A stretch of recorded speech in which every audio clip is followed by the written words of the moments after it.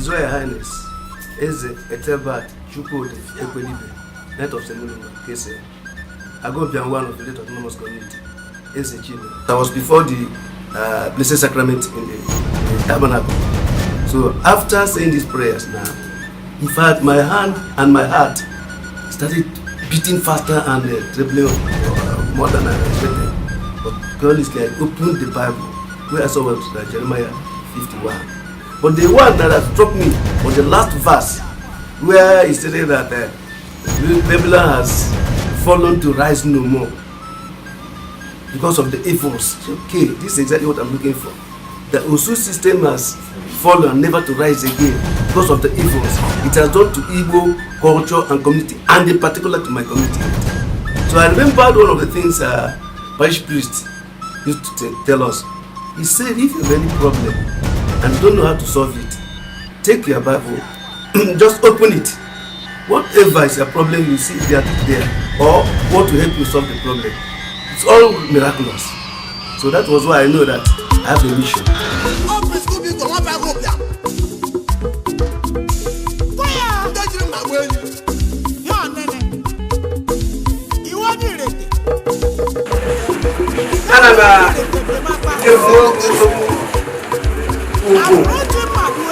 Say Iwo Anyamwoma one of the later.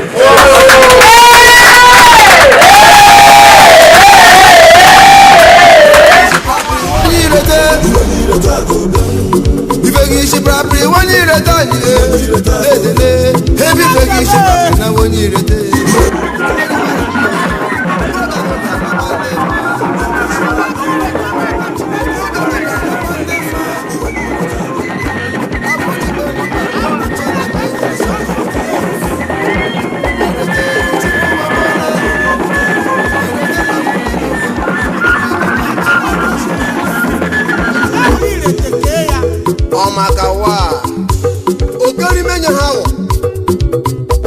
Awon arime Okana beme Okrabia na bobi ahoro aho.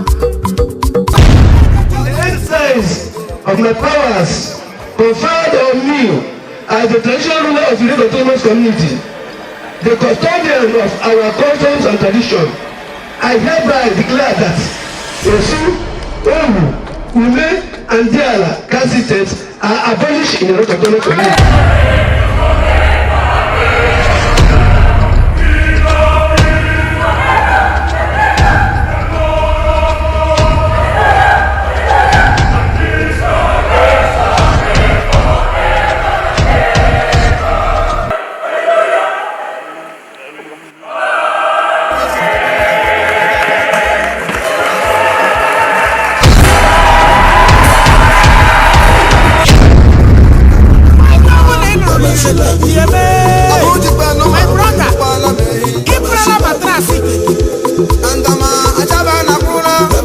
I